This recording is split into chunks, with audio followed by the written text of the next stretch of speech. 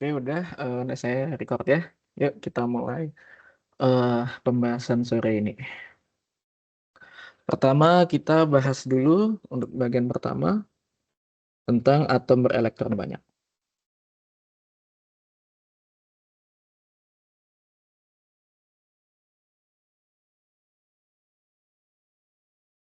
Sebelum nanti kan bakal banyak kita bahas tentang sifat-sifat elektron ya. Kita perlu kenal dulu elektron itu seperti apa. Ini nanti yang jadi basicnya. Bentar.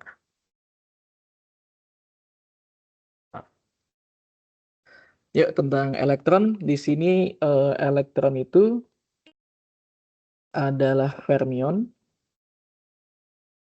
dengan spin setengah. Nah, di sini kenapa diungkapkan ini? Ada kata fermion berarti mengikuti, mungkin saya kenalkan dulu fermionnya ya. Fermion itu adalah partikel, boleh dibilang partikel, dengan spin kelipatan setengahan. Setengahan. Jadi bisa setengah, 3/2, dan seterusnya itu kita golongkan sebagai fermion. Kalau yang spinnya bulat nanti dikenalnya sebagai boson. Contohnya kayak foton, graviton, dan seterusnya ya. Ini buat kenal aja.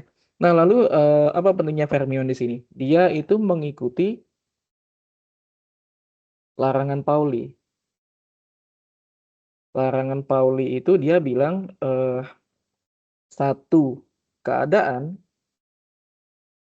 hanya ditempati maksimal satu fermion. Apa akibatnya di sini? Berarti tidak ada elektron yang identik. Maksudnya identik di sini terkait keadaan ya. Tadi kan kita bahas di atom hidrogen ada N, L, sama M kan. Nanti juga terkait spin. Untuk satu sistem itu dua buah elektron itu tidak boleh memiliki keadaan yang sama persis. Maksudnya kayak misalkan elektron satu dia itu punya nilai N, L, Ml, sama S gitu ya. Elektron yang satunya itu katakanlah seperti ini juga. Ini kan sama persis. Nah, ini nggak boleh. Seenggaknya beda spinnya lah, atau orbitalnya lah, atau apapun itu. Intinya satu keadaan hanya khusus satu elektron saja, atau satu fermion saja. Nah, ini penting untuk konfigurasi elektron nanti. Mungkin kita langsung ke konfigurasi elektronnya dulu ya. Kita coba bahas konfigurasi elektron. Saya rasa ini udah pernah juga di kimia. Mungkin pakai bahasa kimia itu lebih lebih familiar juga. Konfigurasi elektron itu gimana cara kita menyatakan elektron-elektron yang ada dalam suatu atom berdasarkan letak kulitnya, lalu letak orbitalnya, lalu ml-nya berapa dan seterusnya. Nah, dari sini perlu diketahui untuk kulit N itu dia eh, menggambarkan tingkat energi ya.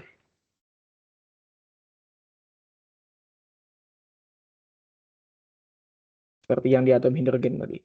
Lalu kalau misalkan orbital L, dia itu menggambarkan seperti halnya ruang di dalam kulit.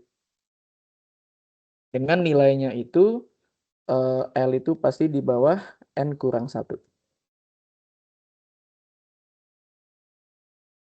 Oh sorry, bukan. Bukan yang saya mau ngomongin di sini. Orbital L itu nanti kita kenal banyak ya di sini. Itu ada subkulit S, P, D, F. Nah, ini yang kita pakai. Lalu ada setiap subkulit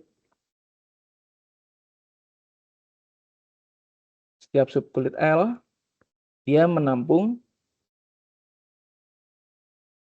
2L plus 1 magnetic Ml. Maksudnya kalau misalkan S dia itu L-nya sama dengan 0, Ml-nya dia cuma satu. Satu buah yaitu 0 saja. Kayak gini, 0 atau satu buah. Nah, kalau misalkan L-nya dia P, L-nya dia 1, ML-nya itu bisa min 1, 0, 1. Ada 3 buah. Lalu untuk D, L-nya 2, ML-nya dia bisa min 2, min 1, 0, 1, 2. Berarti ada 5 ya, 5 buah. Kalau F nanti L-nya itu 3, berarti ML-nya tentu saja min 3 sampai 3 ya. Berarti ada 7. Nah, lalu di sini setiap magnetik ML dapat menampung 2 elektron dengan spin berbeda. Mungkin lebih sering digambarkan di kimia ya, terutama satu kamar, habis itu kan satunya ke atas, satunya ke bawah kayak gitu. Atau mau panahnya dikompletin juga bisa. Mungkin saya pakai yang panah komplit aja untuk menunjukkan spin atas sama spin bawah. Oke, gitu. Nah, berarti kalau misalkan kita bayangkan dari sini, karena setiap sukulit L ini kan mempunyai 2L+1 magnetic Ml, lalu setiap Ml ini dia punya 2 elektron. Sehingga kalau misalkan ditanyakan tiap sukulit nampung berapa, nah berarti tinggal kita kalikan 2 aja ya dari sini. Berarti setiap sukulit maksimal elektronnya. Kalau misalkan tadi sukulit S, berarti kan dia ada 1 ml ya dari sini. Berarti dia bisa 2 elektron. Kalau P berarti kan karena ada 3 kamar, satu kamarnya 2 elektron berarti ada 6. Kalau untuk D, dia akan ada 5, berarti ada 10 elektron. Kalau misalkan F, dia ada 14 elektron. Kegunaannya apa kalau misalkan kita jabarkan konfigurasi elektronnya, itu kan S itu penuh kalau 2, habis itu P penuh kalau 6 dan seterusnya. Nah, lalu urutan konfigurasi elektron bagaimana di sini? Konfigurasi elektron itu gampang aja.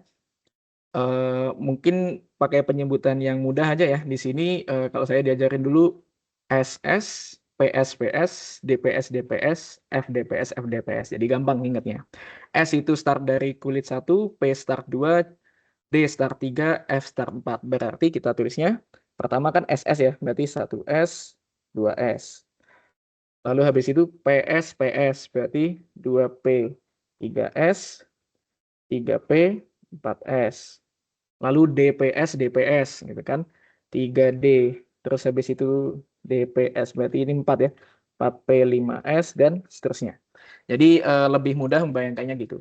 Kalau untuk menuliskan satu orbital ada berapa elektron, tinggal tuliskan di atasnya. Misalkan kayak 2, 2, 6, 2, 6, 2, 10, dan seterusnya ya. Seperti itu. Nah, lalu kapan kita isinya sampai mana? Itu menyesuaikan jumlah elektron yang ada dalam atomnya. Buat contoh, untuk keadaan dasar ya. Keadaan dasar itu maksudnya yang nggak ada eksitasinya. Yang sederhana dulu, katakanlah kita punya apa ya, karbon gitu deh, 6. Di sini kan karbon jumlah elektronnya 6, berarti kita isi konfigurasi ini sampai total elektronnya 6. Pertama 1S, 2, udah penuh kan? Lalu kita lanjut 2S, bisa penuh lagi 2. Lalu 2P, ini kan karena udah 4, berarti kan kurang 2, berarti tinggal 2P2, kayak gitu. Misalkan juga dari sini apa ya? Aluminium 13. Nah, berarti sama. 1S2, 2S2, 2P6. Nah, ini kan udah 10 ya. Terus 3S2, 3P1 kayak gitu. Kadang kalau misalkan atomnya besar sekali, untuk nomor atom yang besar sekali kita bisa singkat pakai gas mulia. Di sini perlu diketahui beberapa gas mulia ya, yang paling sering nanti kita gunakan. Pertama ada helium, yaitu 2 ya. Lalu kita punya neon, 10. Lalu kita punya argon, itu 18. Paling sampai sini sih, nanti lanjutnya kayak Krypton atau apa kayaknya segitu ini. Nggak segitu mungkin keluar. Nah, jadi ini bisa disingkat. Karena kan neon itu udah mewakili 10 elektron pertama. Jadi ini semua bisa disingkat sebagai neon. Nah, berarti penulisannya bisa disingkat lagi menjadi neon 3s2 3p1. Ngapalin gas mulia itu elektronnya berapa bisa. Terus kalau konfigurasi elektronnya berhenti dari mana itu pasti P6 fullnya. Entah nanti kalau kecuali helium ya, helium nggak ada P. Kalau neon mulai 2P6, lalu untuk argon 3P6, terus apalagi kripton 4P6 dan seterusnya. Tapi intinya bisa kita gunakan untuk mempersingkat. Kira-kira eh, itu dulu untuk konfigurasi elektronnya.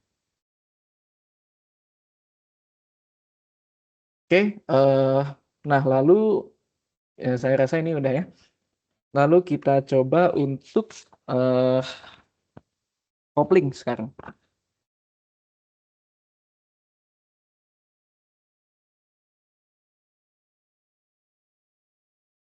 Kopling momentum sudut. Momentum sudut yang kita bicarakan itu ada 3 nanti. Ada momentum sudut orbital L, lalu ada momentum sudut spin S, dan ada momentum sudut total J. Nah, di sini karena tiga-tiganya momentum sudut, dia harus punya sifat-sifat yang sama, bentuk nilai eigen yang sama, dan seterusnya ya dari sini. Pertama kita recall dulu untuk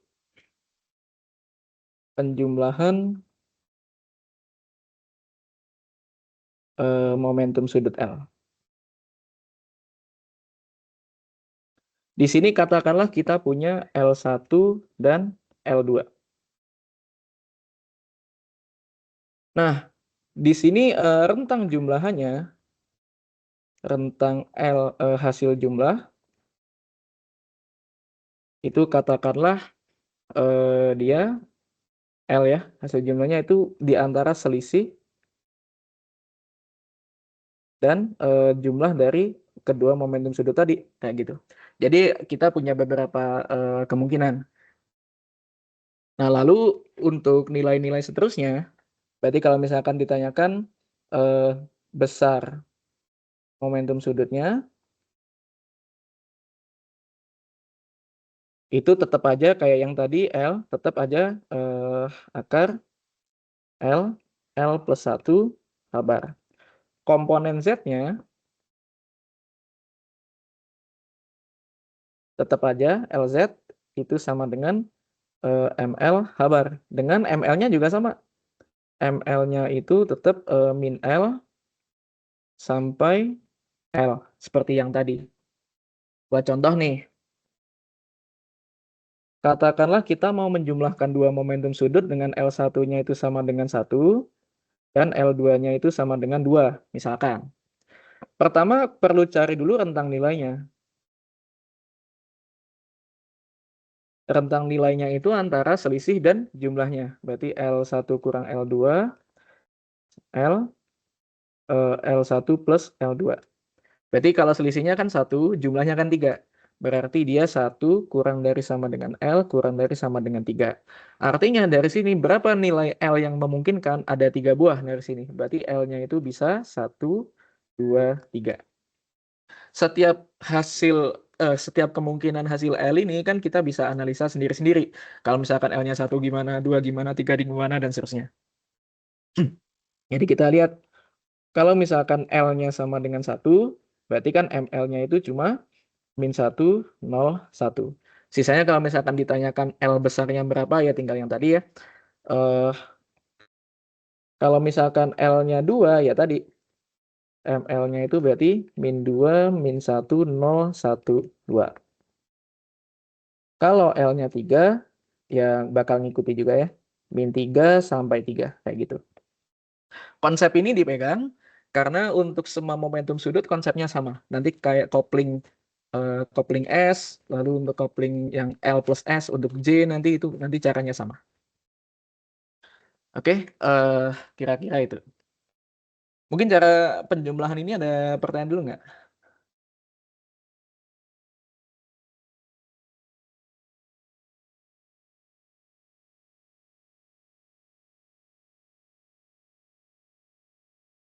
Ada? Oke. Nah, kalau misalkan kita bicarakan penjumlahan spin, dengan katakanlah S itu adalah penjumlahannya S1 ditambah S2, berarti penjumlahan dari bilangan S1 kecil dan S2 kecil ya. Sama caranya. Rentang nilainya, rentang nilai penjumlahan S-nya tetap dia dari selisih sampai jumlahnya. Dengan besar momentumnya tetap sama, besar momentumnya, S besar saya tuliskan di sini, itu adalah akar SS plus 1 habar, terus komponen Z-nya juga sama. Di situ tetap S, saya tulis SZ, itu adalah MS habar. Dengan MS-nya tetap dia dari min S sampai S. Tetap sama. Nah, di sini untuk elektron ya.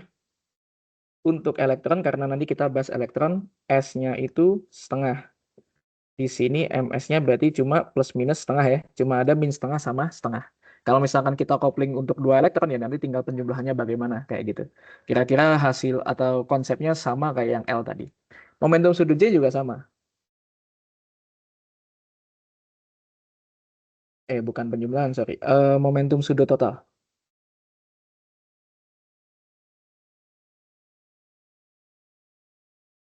Kalau untuk momentum sudut total kita sebut J, dia adalah hasil penjumlahan dari orbital dan spinnya, L tambah S. Berarti kita menjumlahkan L dan S, katakanlah begitu. Sama caranya, rentang nilai J-nya itu tetap antara selisihnya L dan S sampai jumlahnya L dan S. Dan caranya sama kayak tadi lagi. Besar momentumnya, besar momentum sudutnya, itu J besar, sama. Tinggal ganti aja hurufnya kan, J plus 1, habar. Habarnya di luar ya, jangan masuk akar. Lalu untuk komponen Z-nya, ya JZ itu sama dengan MJ habar. Dengan MJ-nya sama lagi kayak tadi, min J dan seterusnya sampai J. Nah, mungkin yang ini bisa kita ambil contoh soal aja langsung. Ini kebetulan kan bisa banyak ya. Sekalian aja dibahas di soal, saya ambil soal soal ini. Soal UAS tahun kemarin yang nomor 5.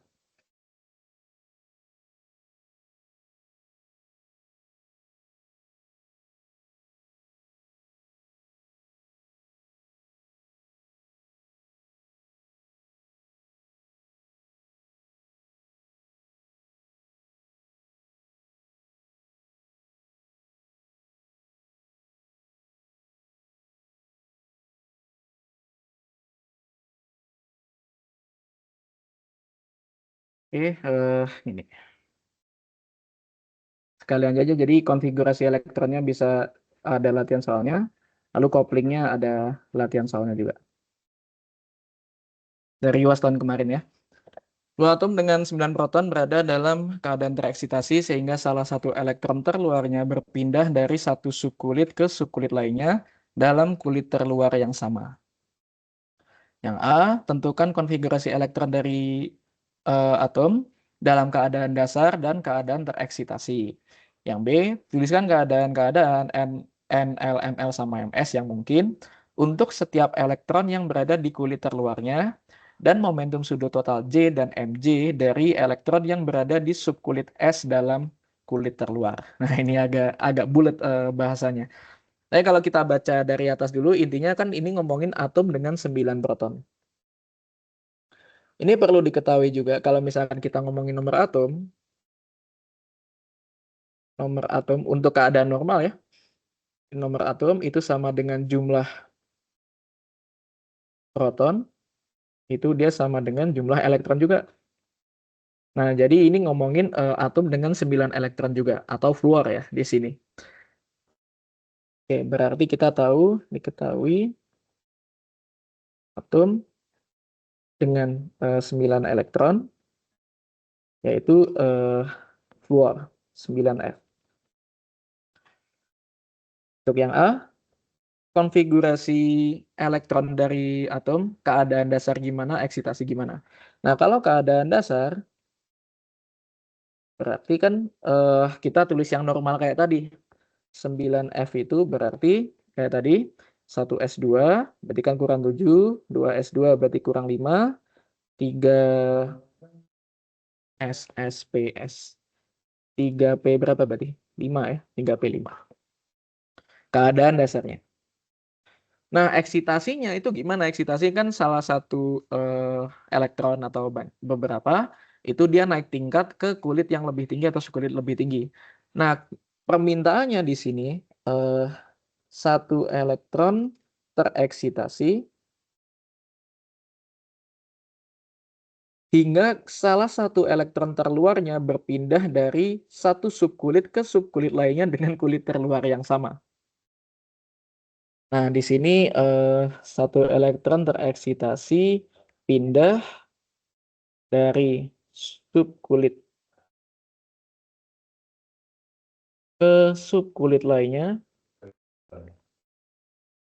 dalam clue-nya adalah kulit terluar yang sama. Jadi gimana cara kita menentukannya? Kan kita punya kalau kondisi apa? Kondisi telurnya, sorry ini bukan 3P ya, 2P harusnya. Sorry. Nah, kalau misalkan kita lihat terluarnya itu kan di kulit 2 ya, 2 sama 2, subkulitnya ada S sama P. Kalau misalkan bayangan kita P yang pindah, salah satu elektron P yang pindah, dia kan harus pindah ke orbital selanjutnya. Habis 2P kan 3S. Nah, jadi ini P-nya jadi 4, S-nya jadi 1. Itu juga eksitasi. Cuma ini permintaannya adalah dalam kulit terluar yang sama. Berarti jangan pindah kulit.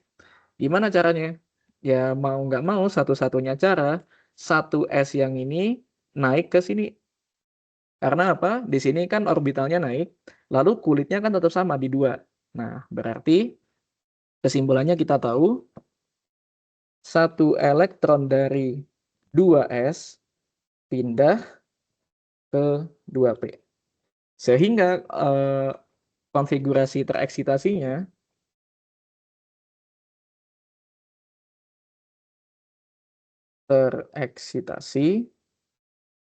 itu adalah 1S2, 2S1 karena satu elektronnya pindah ke 2P, berarti kan P ada 6 sekarang, 2P 6.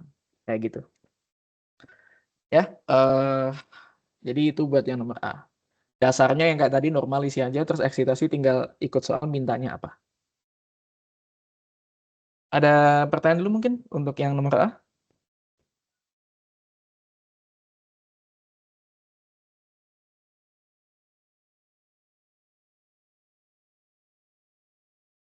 Ada?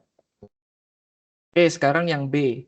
Tuliskanlah keadaan-keadaan NLMLMS yang mungkin untuk setiap elektron yang berada di kulit terluar dan momentum sudut total J dan Mj dari elektron yang berada di subkulit S dalam kulit terluar.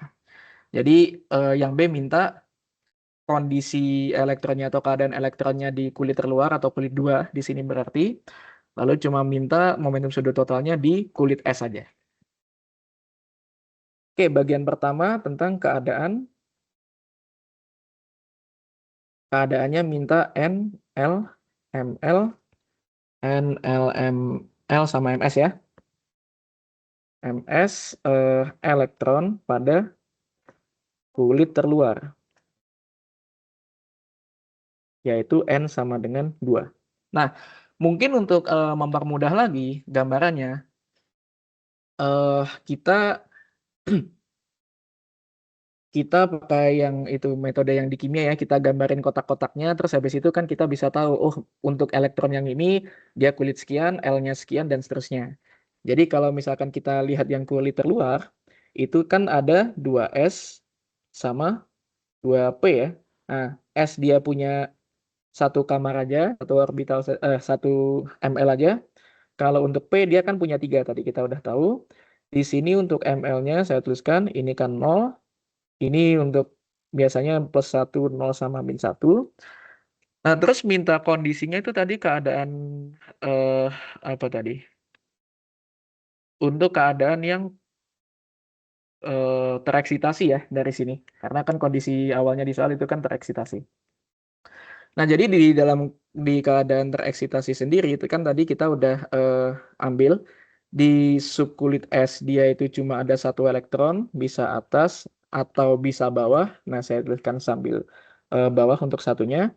Tapi kalau untuk yang orbital P dia kan full 6 elektron. Jadi ya kita harus isi full semua ya di sini. Nah, oke begitu. Jadi keadaannya apa aja dari sini karena kita punya 7 elektron berarti kita bukan artinya 7 keadaan ya. Di kulit yang apa? Yang S dia kan masih punya 2 kemungkinan. Tadi kan spinnya bisa atas atau bisa eh, bawah. Bentar, berarti keadaannya itu bisa ada saya ikut NL, ML sama NS ya. Keadaannya itu bisa untuk subkulit S dia bisa 2 L-nya S berarti kan 1, ML-nya cuma 0, spinnya MS-nya bisa atas atau bawah ya. Setengah dan juga bisa 210 sama min setengah bisa di bawah. Karena itu dua-duanya memungkinkan cuma satu elektron. Nah, kalau P ini nggak bisa karena ya udah full, ya udah kita tulis apa adanya. Berarti 2 P itu tadi orbitalnya itu sorry ini bukan 1,0. Maaf. Untuk P L-nya baru 1. Nah, magnetiknya di sini kan ada yang 1, 0 sama min 1, terus spinnya bisa atas bisa bawah ya. Kita tuliskan aja 1 setengah. Lalu bisa juga ada yang 2, 1, 0 setengah. Kita bisa juga 2, 1, min 1 setengah. Ini masih yang up semua.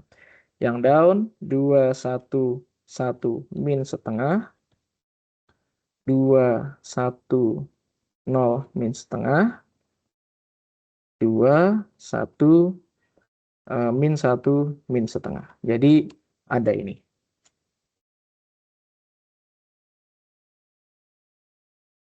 Oke, itu untuk keadaan-keadaannya. Tinggal cocokin aja N-nya berapa, L sesuai orbitalnya berapa, ML-nya berapa, habis itu MS-nya berapa. Nah, sekarang kalau kita ngomongin couplingnya di sini, momentum sudut total pada J, momentum sudut total J pada orbital S kan ditanyakan itu ya. Di sini kalau kita lihat orbital S kan cuma satu elektron. Hanya satu elektron dengan L-nya itu adalah 0, lalu S-nya tentu saja setengah, nggak ada pilihan lain. Berarti kalau kita cari rentang J-nya, dia antara selisihnya sampai jumlahnya, kayak gitu. Kalau kita lihat selisihnya tetap setengah, jumlahnya juga setengah. Oke, nah berarti karena antara setengah sampai setengah, ya cuma ada satu nilai yang mungkin. Nilai yang mungkin itu cuma J sama dengan setengah. Dengan MJ-nya, karena kita punya J-nya setengah, MJ-nya kita urut dari min sampai plusnya ya. Berarti min setengah dan setengah. Oke, kita punya itu. Kira-kira itu untuk yang contoh soalnya dari yang tahun kemarin. Ada pertanyaan dulu mungkin?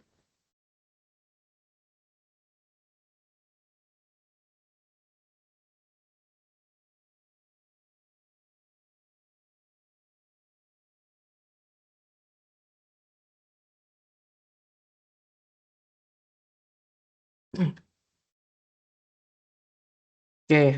kalau misalkan nggak ada, ini bisa ada contoh lain dari boson tentang kopling sudut juga. Ini soal ujian yang tahun 2000 berapa berarti? 2023 2024 di UAS.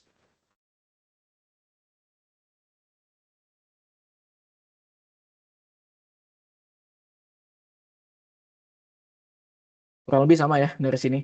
Konfigurasi elektron dari kalsium dalam keadaan dasar dan keadaan tingkat energi pertama. Lalu momentum sudut total terbesar yang mungkin yang dimiliki oleh elektron terluar dari atom dengan konfigurasi sekian. Oke, ya kayak tadi lagi. Kita diberikan kalsium nomor atomnya 20. Kalau untuk dasarnya ya kayak tadi ya. Berarti 20 Ca itu tinggal diisi aja sama 1s2, 2s2, 2p6, 3s2, 3p6, 4s2. Atau bisa juga disingkat sebagai argon 4s2. Kalau eksitasi pertama, berarti kulit terluar, elektron pada kulit terluar naik satu orbital ya. Berarti habis 4s2 dia akan masuk ke 3D nanti. Berarti 1s2, 2s2, 2p6, 3s2, 3p6, 4s, satu elektron pindah ke atasnya lagi, 3d1. Kayak gitu. Gampang aja. Terus untuk yang ini bagaimana untuk yang B? Diberikan konfigurasinya itu Ne 3s2 3p1. Berarti untuk terluarnya kalau kita ngomongin yang paling luar itu kan di 3p1 berarti kulitnya paling luar, orbitalnya juga paling atas di 3p1. Nah, apa kondisi 3p1 dari sini? Itu adalah satu elektron dengan L-nya itu mengikuti P, dia adalah 1, dan S-nya tentu saja setengah. Oke? Terus kalau misalkan di total, momentum sudut totalnya, ya kayak tadi, kita cari rentangnya dulu dari selisih sampai jumlahnya. Berarti antara L kurang S, J, L plus S. Kalau kita lihat selisihnya kan setengah, jumlahnya kan 3/2 ya. Berarti dari sini setengah kurang dari sama dengan J kurang dari sama dengan 3/2. Artinya J-nya itu bisa setengah atau 3/2. Nah, permintaannya itu momentum sudut total terbesar yang mungkin. Berarti ambil aja yang paling besar. Ya, dari sini momentum sudut terbesar yang mungkin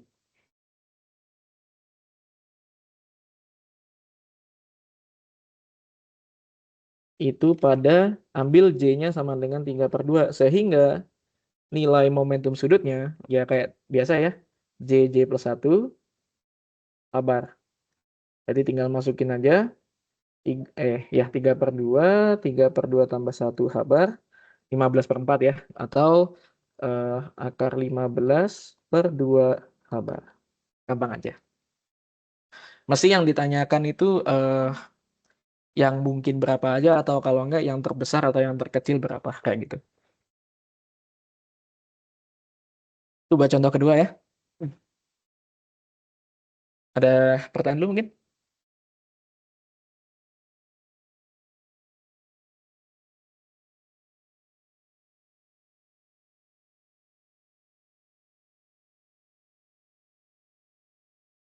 Oke, kalau nggak ada, nah kita beralih ke yang satunya. Ini mungkin bisa keluar juga tentang atomic term symbol. Yang 2s+1 L J. Di sini cara menentukan SL sama J-nya itu tentu saja bergantung dari eh, apa ya? Bergantung dari konfigurasi elektron terluarnya, terus kita kopling semuanya. Dari sini untuk penentuannya, kalau untuk yang memungkinkan, Untuk yang memungkinkan itu S tinggal dijumlahkan aja semua berapa, L juga sama jumlahkan semua, J itu juga jumlahkan semua. Tapi untuk konfigurasi benar itu mengikuti aturan Hun.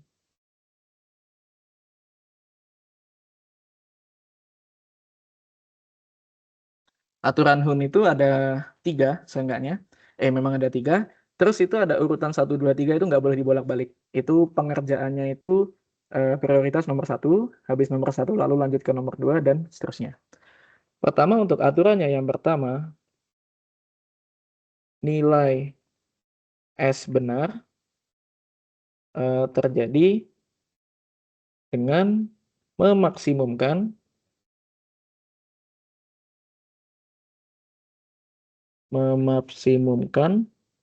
nilai MS, yaitu penjumlahan dari MS1 ditambah MS2 ditambah dan seterusnya, tanpa melanggar larangan Pauli.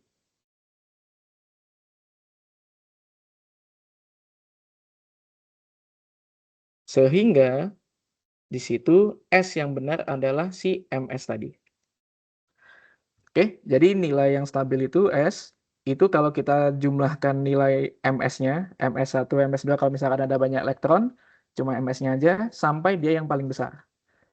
Nah, dia tanpa melanggar larangan Pauli, maksudnya kalau misalkan kita isi elektron, itu memang kalau paling besar kan ya atas-atas semua kan, tapi kalau kita pasang atas semua satu kamar, ya ini nggak boleh.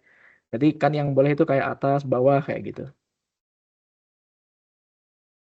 Itu aturan yang pertama. Aturan yang kedua, konsepnya sama.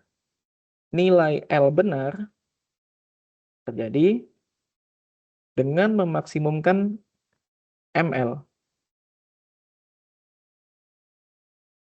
ML atau penjumlahan dari nilai ML masing-masing. ML1 tambah ML2 tambah ML3 dan seterusnya. Sehingga CL-nya itu sama dengan ML-nya. Jadi konsepnya sama. Kalau misalkan S-nya kita udah atur, sekarang kita atur letak L-nya di mana aja. Kayak gitu. Terakhir yang 3, nilai J benar itu kita pilih. Dilakukan dengan kopling L dan S, sehingga untuk pemilihannya, kalau misalkan dia kurang dari setengah penuh,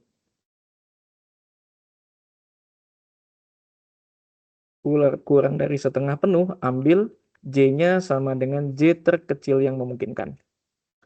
Kalau misalkan lebih dari setengah penuh, ambil J-nya sebagai J terbesar. Nah, kira-kira ini caranya. Mungkin kita langsung contoh aja.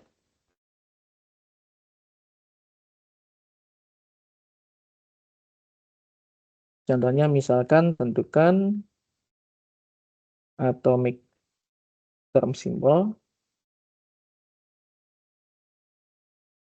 dari saya ambil atomnya itu yang kira-kira gampang aja.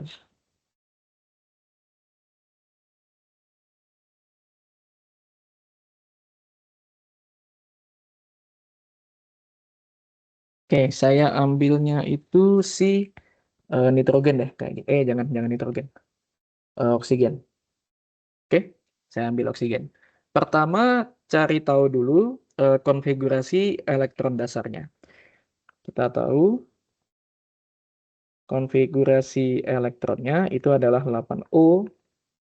Tadi 1s2, 2s2, 2p, 2p4 ya berarti. Nah, berarti untuk menentukan atomic term simbolnya kita lihat yang paling luar. Ini terluar.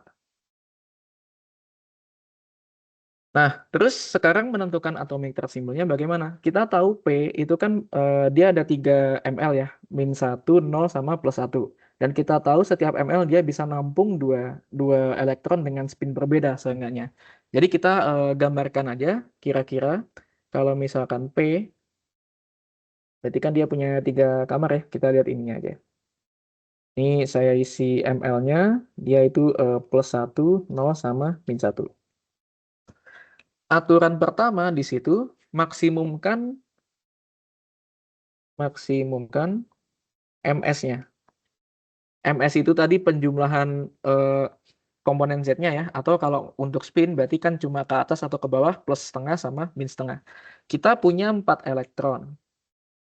Kalau misalkan mau maksimum, bayangan kita kan ya udah kasih aja ke atas semua kayak gitu.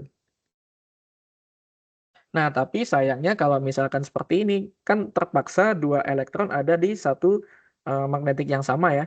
Dan kalau kita lihat dari sini, dia spinnya itu dua-duanya ke atas. Yang mana ini kan melanggar Pauli, nggak boleh. Berarti salah satu spinnya harus ke bawah, kayak gitu. Jadi, kita harus isinya ke atas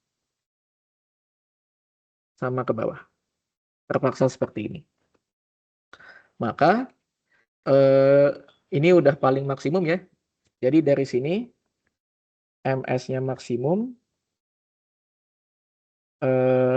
ketika dia seperti ini, maka nilai S-nya yang benar adalah si ms-nya, atau kita jumlahkan atas bawah tadi. Atas itu nilainya setengah, bawah itu min setengah. Tambah setengah tambah setengah, berarti ini totalnya adalah 1. S-nya adalah 1. Oke, kita udah dapatkan ms-nya, atau S-nya juga. Kedua sekarang, setelah kita memastikan spin elektronnya maksimum, kita coba tata si ml-nya sehingga total ml-nya juga maksimum. Dua sekarang maksimumkan ml. Tinggal tata aja dari sini elektronnya. Kan kita punya 4. Kira-kira ml yang paling besar itu gimana posisinya? Ini saya pasangnya sudah paling besar kan? Di sini 2 elektron ada di 1, lalu 1 elektron ada di 0, 1 elektron lagi ada di min 1. Kalau misalkan ini kita geser kan pasti nilainya akan turun. Dari sini kita udah tahu didapat ml maksimum dengan nilai L sama dengan ml-nya tadi, atau posisinya tadi 1 tambah 1 tambah 0 kurang 1, atau L-nya sama dengan 1. Nah, term L sama dengan 1 ini menunjukkan termnya itu adalah P. Nanti untuk penulisan aja. Nah, terakhir untuk J-nya bagaimana? Kita kopling dulu L dan S-nya. Telah didapat L-nya sama dengan 1 dan S-nya juga sama dengan 1. Maka koplingnya di sini kita jumlahkan L dan S tadi, rentangnya tetap antara selisih sampai jumlahnya. Di sini kalau 1 sama 1 berarti kan selisihnya 0, jumlahnya 2 ya. Berarti 0 kurang dari sama dengan J kurang dari sama dengan 2. Nah, mana yang kita pilih? Di sini kondisinya dia kan setengah penuh, lebih dari setengah penuh. Karena lebih dari setengah penuh, berarti kita ambil J-nya itu sebagai J maksimum yang memungkinkan dari kopling ini, atau 2. Sehingga kita udah punya semua, S-nya punya, L-nya punya, sama J-nya udah punya. Berarti atomic term simbolnya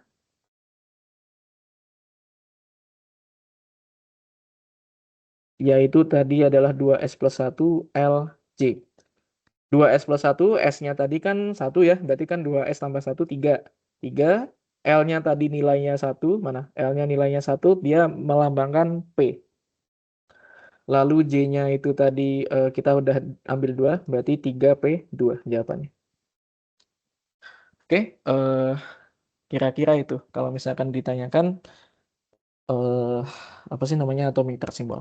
Ini sederhana ya tadi, konfigurasi dasarnya gimana, terus yang paling luar apa, terus kita coba otak-atik gimana caranya biar ini semua maksimum. Tapi kalau misalkan itu ribet, bisa ambil yang lebih sederhana aja. Kita ambil yang kebiasaan kita di kimia aja. Kalau misalkan ngisi kotak-kotak ini, itu kan biasanya yang atas dulu kan, atas, atas, atas, atas, habis atas sudah penuh semua, baru yang bawah. Nah, lalu untuk urutan ngisinya, mulai dari ml-nya yang paling besar. Biar apa? Biar ml-nya juga paling besar, kayak gitu. Jadi kayak ini tadi, ini paling luar ada 4 elektron. Oke, berarti kan atas, atas, atas, terus habis itu bawah. Nah, ML-nya diisi dari mana biar paling besar? Isi aja dari satu, kayak gitu. Jadi mengisi dengan cara yang kimia tadi ini otomatis benar. Jadi tinggal ngecek aja. Bener nggak ini paling gede? Bener, udah gede, ML-nya juga gede. Nilainya berapa? Oh, ternyata hasilnya satu. ML-nya totalnya satu, tinggal cari couplingnya aja. Couplingnya dapat dua ternyata. Ya udah tinggal gabung aja. Gitu. Ada pertanyaan nggak dari sini? Kak, kalau seandainya sorry aku mau nanya. Kalau seandainya yang ditanya itu tuh semua term yang mungkin, itu aku masih bingung nentuin S sama L-nya gimana. Oh gitu. Kayak masih belum peduli apakah dia termasuk Han atau Pauli atau enggak gitu. Oke betul. Ya, jadi kalau untuk semua term yang mungkin dia belum peduli sama Han ya dari situ. Kita sekedar kopling-kopling aja semua. Maksudnya misalkan nih, kalau untuk semua ya, berarti kan kita punya S. S itu kan hasil kopling dari S1 sama S2 kan. Itu nanti isinya apa aja. Lalu kalau misalkan L itu kan hasil dari L1 tambah L2 itu nanti hasilnya apa aja dan seterusnya. Jadi semua nilai-nilai itu kita kayak gabungin. Kalau kayak contoh soal modul deh, contoh soal modul itu kan minta nomor atom 32 ya. Nomor atom di 32 ditanyakan semua atomic term simbol yang mungkin. Nah, jadi tinggal cari aja S-nya berapa aja yang mungkin. Misal kalau kita punya 2 elektron, berarti kan setengah sama setengah ya. Berarti dia itu kan S-nya bisa antara selisihnya 0 sampai 1. Berarti kan S-nya itu bisa 0 sama 1. Terus L-nya katakanlah dia di kulit yang orbital yang P katakanlah. Berarti L1-nya 1 sama 1. Berarti kan untuk koplingnya bisa 0 sampai 2. Berarti di sini L-nya bisa 0, 1, 2. Nah, dari sini J-nya yang lumayan banyak.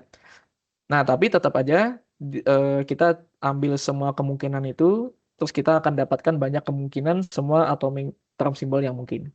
Nah, tapi mana yang benar? Han itu kan cuma bilang yang paling stabil itu kondisinya kalau begini, begini, begini. Nah, jadi untuk yang paling stabilnya atom pilihnya yang mana pasti cuma yang ikut sama Han yang barusan kita kerjakan. Gitu ya. Kalau semua kemungkinan ya udah kopling aja semua. Tapi kalau yang diambil atom atau naturalnya mana baru ikut Han. Gitu kira-kira. Gimana dari jawaban itu? Aku masih bingung Kak sama S1, S2, L1, L2 gitu. Itu Mm-mm. bedanya di mana gitu? Oh itu kan kalau misalkan kita punya 2 elektron aja kan. Katakanlah kita punya 2 elektron. Elektron 1 dia itu kondisinya adalah di L1 dengan S-nya 1. S pertama, sorry. Elektron yang kedua dia kondisinya di L2 dan S2. Itu aja. Jadi misalkan kalau kita punya misal ya, kita punya di orbital 3p2 katakanlah. Berarti kan dalam kondisi ini kita punya 2 elektron dengan tentu saja L-nya itu kan sama-sama 1, L1-nya 1, terus spin pertamanya juga 1. Lalu elektron yang kedua L-nya juga 1, spinnya juga spinnya setengah. Nah gitu. Itu cuma ngomongin elektron pertama L-nya sekian, S-nya sekian. Elektron kedua L-nya sekian, S-nya sekian. Gitu aja. Eh, Gimana dari situ? Ada nggak Kak kemungkinan kalau L1 itu tuh nggak sama dengan L2?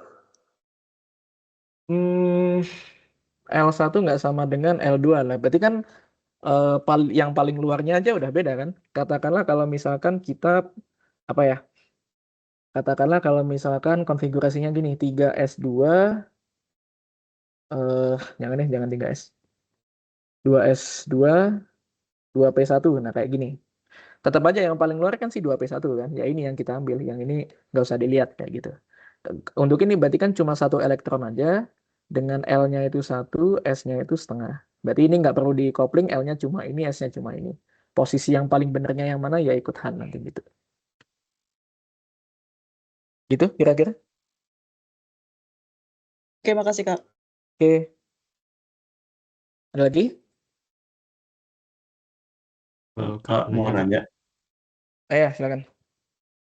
Oh, duluan Asidiki dulu. Oh, Kak mau nanya Kak. ya. Maksud dari lebih dari setengah penuh untuk J itu apa Kak? Cara nentuin mana setengah penuh, mana yang setengah tidak penuh Kak? Oh, ini aja. Ini kan kita punya P nih, katakanlah. Masing-masing kamar kan muat 2, berarti kan penuhnya 6 kan?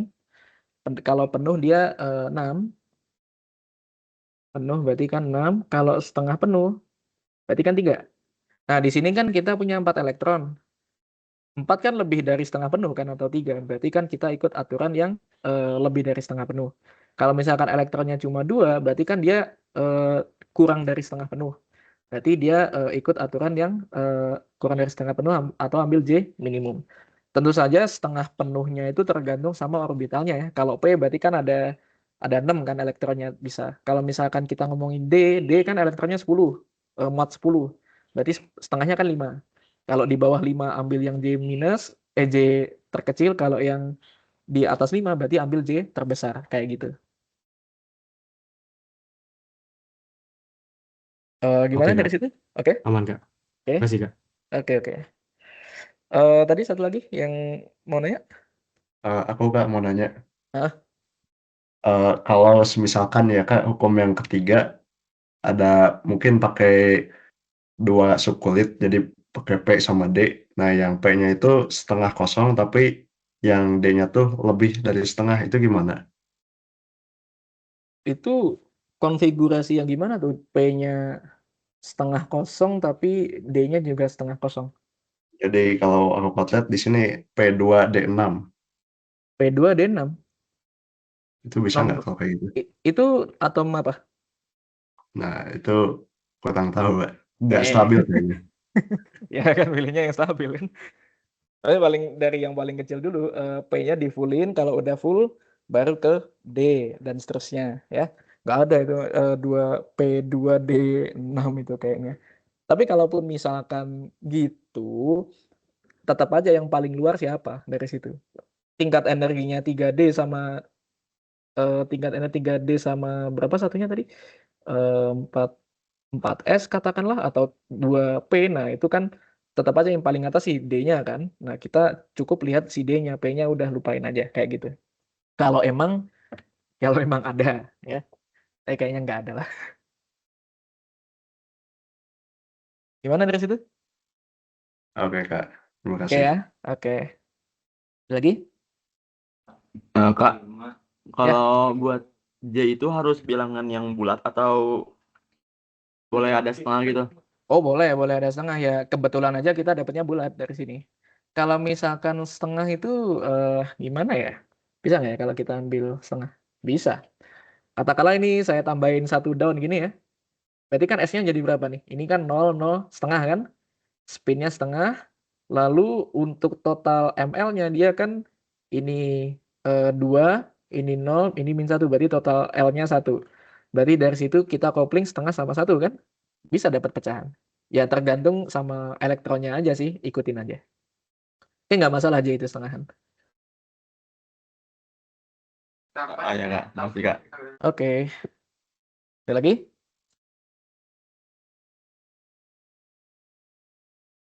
Kalau misalkan pas penuh, maksudnya ini katakanlah elektronnya cuma 3 pas. Atau, sorry 6. Atau pas setengah penuh elektronnya 3, itu nggak perlu pakai aturan Han yang, nggak perlu lihat yang ini ya. Itu soalnya jawabannya J-nya cuma 1 yang benar, pasti. Karena kalau dia full penuh, katakanlah ini full penuh, berarti kan total ml-nya 0, total spin-nya juga 0 ya, pasti J-nya cuma 0 dong dari situ. Ini nggak perlu lihat lagi. Kalau cuma setengah penuh, berarti kan total ml-nya kan 1, 0 sama min 1 kan 0 tuh. L-nya 0, tapi spin-nya ada. Ya koplingannya pasti sama dengan spin-nya. Nah, jadi kita nggak perlu pakai aturan yang ini. Jadi kalau misalkan tadi ya, penuh atau setengah penuh itu jawabannya udah pasti J-nya berapa. Oke, itu sedikit tambahan aja. Kira-kira untuk atom elektron banyak yang saya bahas itu aja. Saya kalau misalkan kayak energi atau apa, saya kira bisa bisa dibaca sendiri. Ini yang saya bahas itu kira-kira yang butuh ide, cara ngerjainnya, cara couplingnya, terus manfaatin aturannya itu gimana. Nah, kira-kira itu ya. Kita kalau nggak ada pertanyaan lagi, kita coba masuk ke bahasan selanjutnya terkait molekul. Molekulnya nanti yang saya bahas itu, sorry, molekul yang saya bahas itu paling terkait molekul diatomik, terutama kayak energi vibrasi dan energi rotasi. Lalu kita coba bahas transisinya gimana, spektrum transisinya. eh nggak tahu nanti kalau misalkan sempat kita bahas energi kayak energi ionisasi, afinitas atau ya dan kawan-kawan kayak gitu. Oke, kita bahas yang B. Di sini molekul, saya bahasnya molekul spesifik ya, molekul diatomik. Karena nanti persamaan-persamaan yang kita bahas kayak vibrasi dan segala macam itu penurunannya dari diatomik. Kalau misalkan dia 3 atom, itu rumusnya udah beda lagi ya. Jadi ini molekul diatomik saja. Nah, pertama kita bahas terkait energi ini. Oh, sorry, jangan energi lah, pemodelan dulu. Pemodelannya molekul diatomik itu bagaimana sih? Biasanya itu 2 atom diikat dengan pegas.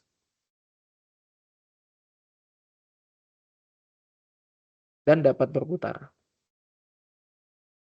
Jadi dia bisa bergetar dan bisa berputar. Katakanlah ini atom 1, ini punya massa M1 gitu ya. Lalu dia diikat dengan pegas. Ini katakanlah atom satunya besar gitu M2. Nah, terus nanti dia bisa bergetar ke sana kemari dengan frekuensinya katakanlah omega 0. Lalu untuk konstanta pegasnya K gitu ya. Saya pakai konstanta pegasnya K besar biar nanti nggak menyamai seperti bilangan gelombang yang cahaya atau 2 pi per lambda. Nah, karena kadang nyampur K-nya. Itu agak susah. Nah, terus katakanlah di sini dia bisa berputar terhadap pusat massanya seperti ini. Oke. Mungkin yang jadi yang bikin bingungnya itu masalah perumusan energi rotasi terutama. Kalau vibrasi itu lebih hafalan aja n plus setengah h bar omega kayak gitu. Rotasinya yang perlu kita bahas. Untuk kita bahas energi kinetik rotasi, kita perlu inersianya, perlu momen inersia. Ini di mekanika aja, ada ya. Jadi katakanlah di sini dia ada M1, ini kita anggap kayak gini aja dulu ya, sistem partikel, ini M2, mereka terpisah sejauh jarak R ekuivalen biasanya. Kita namai R ekuivalen berarti jarak setimbangnya mereka. Lalu katakanlah dia berotasi terhadap pusat massanya seperti ini. Nah, di sini penurunannya cukup panjang ya, tapi langsung aja lah kita pakai yang ini. Pertama kita punya massa molekul efektifnya. Massa molekul efektif. Di sini kita nanti namakan mu. Dengan aturannya 1/mu itu adalah 1/m1 ditambah 1/m2. Ya, penjumlahannya itu 1/mu. 1/mu, 1/m1, 1/m2. Nah, setelah kita dapatkan ini, berarti momen inersianya, momen inersia itu cukup diganti momen inersia partikel. Itu adalah I sama dengan mu R ekuivalen kuadrat.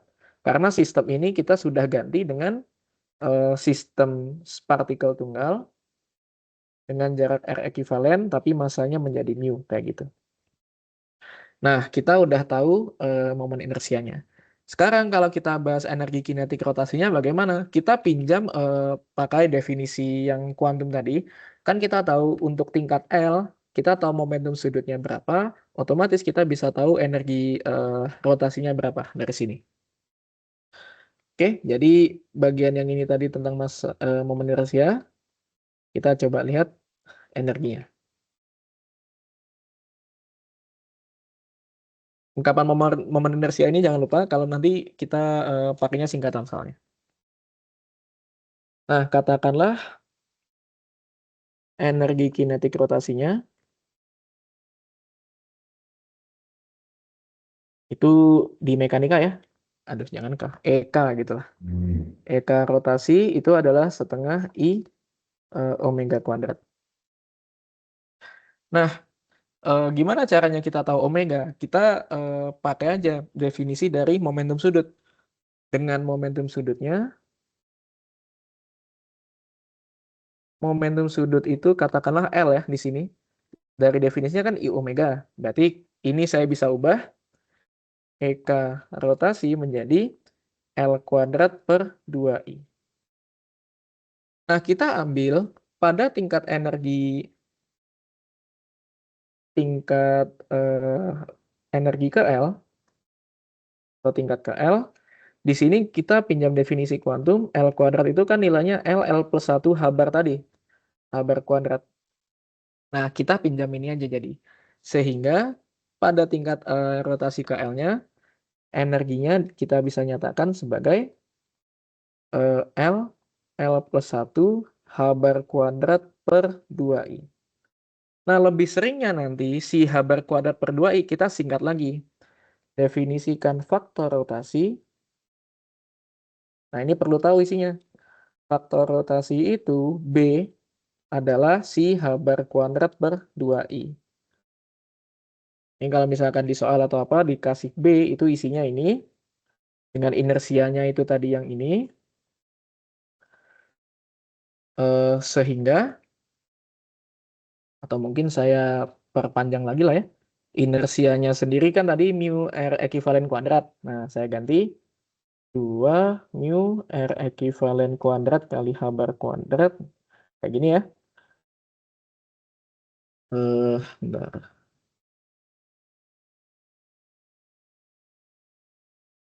Nah, kayak gini. Sehingga si energi kinetik rotasinya itu cukup dinyatakan sebagai B LL plus 1. Nah, seperti ini. Seringnya nanti kita pakai ini. Kenapa kalau kita bahas spektrum itu lebih gampang dinyatakan dalam B. Tapi utamanya harus tahu ungkapan B-nya dulu isinya apa. Kalau misalkan lupa, turunin aja dari mekanika. Oke, itu untuk energi kinetik rotasi. Nah, gimana dengan vibrasi?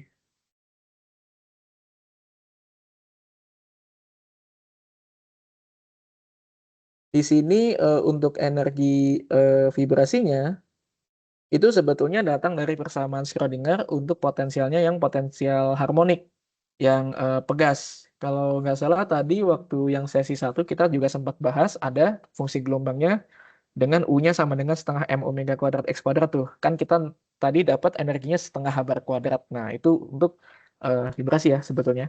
Tapi lebih tepatnya untuk tingkat ke N, untuk tingkat ke N, energi vibrasinya itu adalah N plus setengah H bar omega 0.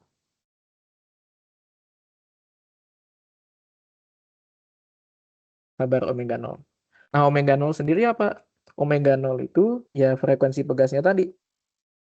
Omega 0 adalah frekuensi sudut pegas. Dimana kan kalau misalkan kita punya sistem pegas, katakanlah ini ya, tadi kan kita udah misalin, itu tadi masanya tadi adalah mu, lalu untuk konstanta pegasnya saya misalkan K besar ya yang tadi, lalu untuk periode frekuensinya adalah omega 0. Tentu saja ini yang pakai di mekanika biasa, dengan omega 0 kuadrat itu kan sama dengan K per M ya, di sini berarti K per mu. Oke, tuh. Jadi kira-kira alatnya ini dulu, energi-energinya, kinetik rotasinya gimana, vibrasinya gimana, terus omega 0-nya itu nanti ungkapannya apa. Nah, nanti untuk soal biasanya ada yang digabung, maksudnya kasus vibrasi dan rotasi, Ada yang dipisah, maksudnya vibrasinya aja yang kita lihat berarti nggak ada rotasi, sama ada yang rotasinya aja kita lihat berarti nggak ada vibrasi, kayak gitu. Oke? Nah, berarti kalau kita ngomongin energi total sekarang, energi total tingkat vibrasi N dan rotasi L, berarti gabung aja sekarang. Berarti E NL itu tinggal ya tadi N plus setengah A bar omega 0 ditambah L plus 1 B, kayak gitu. Isiannya ini.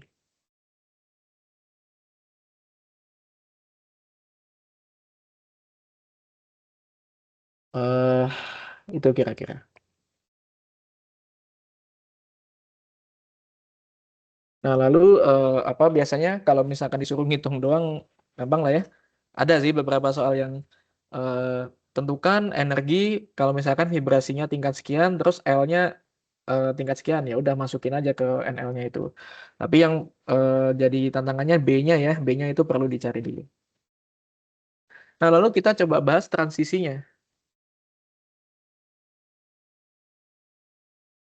Transisi energi. Energi dari molekul diatomik. Sistemnya atau konsepnya dia sama. Kalau yang di hidrogen tadi kan elektron itu kalau kita kasih foton atau dia melepaskan foton kan energinya bakal bertransisi ya. Sama ini konsepnya. Dia akan melibatkan foton. Dengan tentu saja energi fotonnya, energi si fotonnya itu adalah selisih dari energi si NL-nya tadi. Tergantung transisinya itu gimana. Si sistem ini dia juga punya kaidah seleksi seperti halnya hidrogen ya. Dengan aturan N itu, delta N itu dia plus minus 1, naiknya 1 atau turunnya 1. Ini mempengaruhi 2. Kalau misalkan dia plus 1 berarti kan dia apa namanya absorpsi ya. Absorpsi atau menyerap. Ya kan kalau dia mau menaik tingkat berarti kan dia harus menyerap foton. Min 1 berarti dia emisi. Oke. Nah, kalau misalkan untuk yang delta L-nya juga sama dengan plus minus 1. Konsepnya juga sama, plus 1 ya absorpsi juga, min 1-nya dia emisi. Terus nanti contoh-contoh soalnya bagaimana, ya kita lihat lah ya.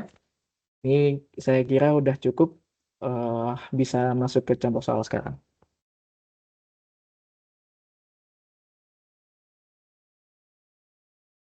Saya ambil sama kayak yang tadi, soal tahun kemarin juga. Nah, jadi soal-soal tahun kemarin udah kita bahas semua ya hitungannya, dari yang sesi 1 tadi. Nah, tadi. Nah, ini contoh soal.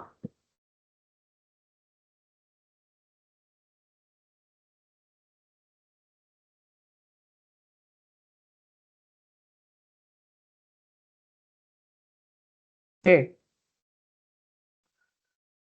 Spektrum rotasi dari sebuah molekul karbon monoksida CO memiliki transisi pertama, yaitu dari L1 ke L0, dengan panjang gelombangnya 2,6 mm. Diketahui bahwa massa atom C adalah 12 U dan massa atom O adalah 16 U. U di sini satuan massa atom ya. Ditanyakan panjang gelombang untuk transisi kedua dan ketiga. Lalu jarak kesetimbangan antara C dan O pada molekul tersebut berapa? Oke. Nah, di sini yang perlu jadi fokus itu adalah spektrum rotasinya aja ya yang kita lihat. Jadi untuk kasus ini abaikan vibrasinya. Jadi full energinya itu cuma energi rotasi, berarti cuma LL plus 1B kayak tadi ya. Nggak ada N di sini, nggak perlu. Di sini diketahui apa? Ini molekul CO. Berarti kalau kita ilustrasikan, C ini massa atom 12, O itu massa atom 16, berarti kan O ya gedean dikit lah ya. Ini adalah atom C, terus habis itu ini adalah atom O, Dengan ini MC-nya adalah 12U, MO-nya adalah 16U. Dia kan bisa berputar, lalu dia punya jarak keseimbangan ya, Rx saya namai. Nah, untuk menentukan inersia segala macam kita butuh masa efektifnya. Di sini kalau kita ngomongin masa efektifnya, itu yang tadi ya, 1/mu, berarti kan 1/, massa C ditambah 1/, massa O. Berarti kan tinggal penjumlahan aja, 1/12 tambah 1/16. Paling gampang itu jadi berapa? Jadi 48 ya. Berarti itu kalau jadi 48 berarti kan kok 34. 4/48 ditambah 3/48. Berarti 1/mu-nya sama dengan 7/48 atau mu-nya itu adalah 48/7U. Oke, gitu. Nah, seenggaknya kita tahu ini nanti untuk inersia atau apa gampang lah. Terus diketahui bahwa massa atom C sekian udah tadi, panjang gelombang untuk transisi kedua dan ketiga gimana? Kalau kita tahu juga, diketahui pada transisi L sama dengan 1 ke L sama dengan 0, dia itu melibatkan panjang gelombang, saya misalkan lambda 10 gitu ya. Ini untuk menggambarkan 1 ke 0 gitu. Itu adalah 2,6 mm. Atau kita jadikan aja 2,6 kali 10 pangkat min 3 meter. Bisa aja kalau misalkan mau pakai yang apa sih? Yang pakai nano, habis itu nanti kayak kesana pelang atau apa pakai nano juga itu nggak masalah, bebas saja ya. Nah, apa yang kita bisa ketahui dari sini? Kalau kita lihat ya kan transisi L sama dengan 1 ke L sama dengan 0, dan bayangan kita namanya transisi itu kan melibatkan foton. Berarti selisih energi L1 sama L0 ini dia merupakan energi foton yang kita cari. Kalau misalkan ditanyakan apa yang belum kita tahu, yang belum kita tahu kan kayak faktor B-nya ya, faktor rotasinya itu berapa kita belum tahu. Oke, nah kita lihat dulu. Berarti transisi ini selisih energinya, energi transisi itu sama dengan energi foton yang terlibat.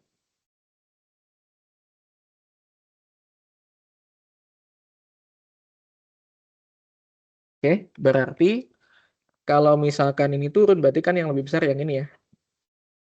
Energi foton itu adalah delta EL. L-nya cuma L ya, nggak perlu N di sini karena kita nggak lihat vibrasi. Atau E1, L sama dengan 1 dikurang E, L sama dengan 2. L sama dengan 0. Nah, tinggal kita masukin aja sesuai yang tadi. Kan kita tahu EL tadi itu adalah apa sih? EL itu sama dengan L plus 1 B ya. Nah, dalam B aja itu kita bisa mudah. Jadi kalau gini, kita tahu EF yang kondisi ini itu kan HC per lambdanya kan lambda 10 tadi saya namain. Untuk E-nya sendiri kita coba lihat. E yang 1 berarti kan 1 kali 1 tambah 1 B dikurang 0. 0 kali 1 tambah 0 tambah 1 B. Berarti ini kan sama dengan 2B kan ya? Macet. Berarti energi foton ini ternyata sama dengan 2B.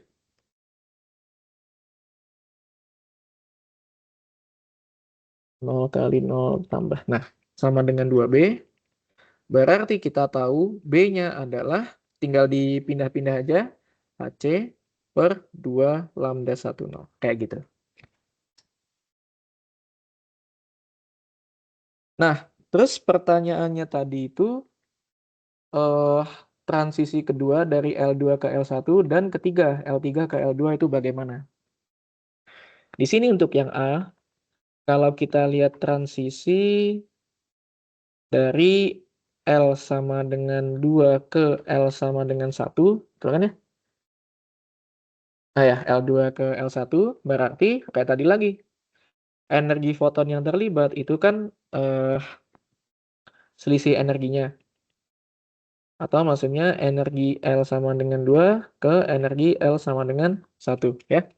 Berarti di sini HC per lambda saya namai 21 itu adalah energi 2 berarti kan 2 kali 2 tambah 1 B dikurang energi 1 berarti kan dia apa sih?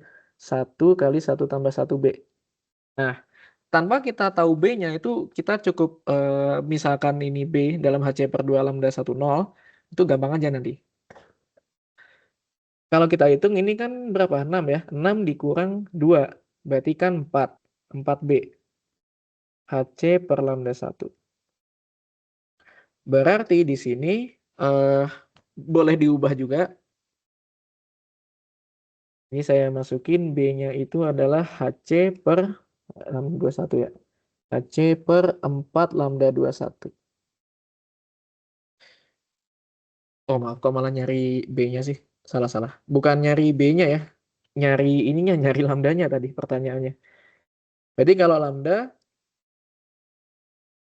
itu berarti lambda pindah sana, 4B pindah sini kan? Berarti HC per 4B. Atau B-nya saya tukar dengan ini. HC per 4 dikali, kalau ini seper B berarti kan ini semua dibalik. 2 lambda 10 per HC. Nah, gampang ternyata kita lihatnya. HC sama HC-nya hilang. Tinggal setengah kan? Berarti sama dengan setengah lambda 10. Atau tadi lambda 10 tadi berapa? 2,6 ya. Berarti sama dengan setengah kali 2,6 atau 1,3 satuannya mili aja kayak gitu ya. Biar sama lah. 1,3 mili. Nah, dengan cara yang sama kita biarkan aja B yang tadi. Kita coba lihat sekarang transisi dari L sama dengan 3 ke L sama dengan 2. Sama caranya. Energi foton yang terlibat berarti kan selisih energi atau energi pada L sama dengan 3 dikurang energi L2. Kayak tadi lagi, saya namai ini adalah HC per lambda 32 gitu ya. Yang sebelah sini berarti 3 kali 3 plus 1 B dikurang yang sebelah sini berarti 2 plus 1 B. Tinggal ngitung, ini 12, ini 6, berarti kan 6 ya. Berarti ini sama dengan 6B. Itu HC per lambda 32. Berarti lambda 32 adalah HC per 6B. Atau HC per 6 dikali 2 lambda 10 per HC. Hilang lagi HC-nya. Berarti ternyata sepertiga. Sama dengan sepertiga lambda 10. Berarti langsung aja 2,6 per 3 ya. Milimeter. Ini kan pecahannya nggak bagus. Ya udah biarin aja 2,6 per 3. Atau bagi aja berarti kan berapa? 8,67 gitu lah ya. 8,67 mili. Kira-kira itu untuk yang nomor A. Ada pertanyaan dulu mungkin untuk yang nomor A? Kak, mau nanya. Ya, silakan. Ini kan B-nya dicarinya bisa nggak pakai yang Habar kuadrat per 2i itu? Bisa, bisa. Cuma kan problemnya itu kita kan belum tahu jaraknya kan, malah jaraknya disuruh nyari.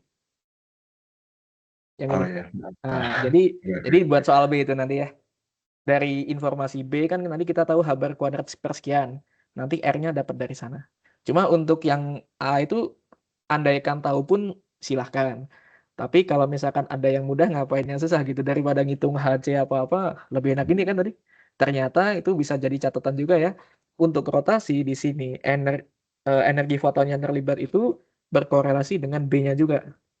Jadi kalau misalkan kita tahu salah satu energi transisi, dia kan pasti dalam B, energi-energi yang lain pasti juga dalam B. Jadi biarin aja dulu lah kayak gitu. Sehingga kesimpulan kita di terakhir paling gampang. Oh ini setengah, oh ini sepertiga dan seterusnya. Itu ya. Jadi untuk mempermudah aja ini. Tapi kalaupun disuruh nyari B-nya dulu kita juga nggak bisa. R-nya belum tahu. Oke. eh, Gimana dari jawaban itu? Oke, Kak. Oke. Makasih. Oke, oke. Ada lagi mungkin yang lain?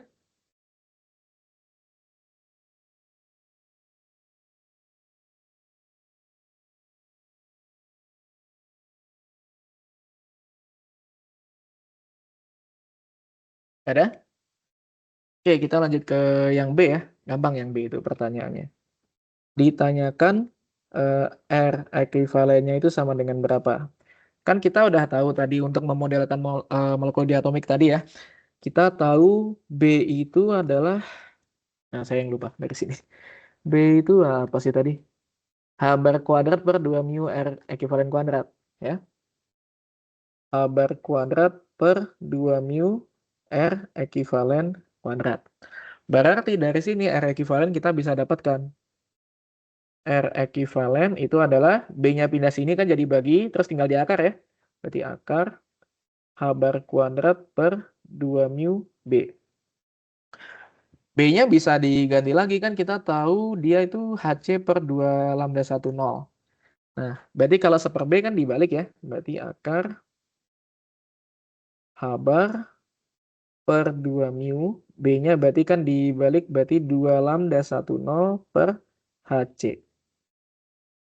Nah, jadi mungkin bisa membantu kita nih kayaknya. Kenapa? Karena kan H sama H ini kan berkorelasi ya. Ingat kalau H bar itu kan H per 2pi.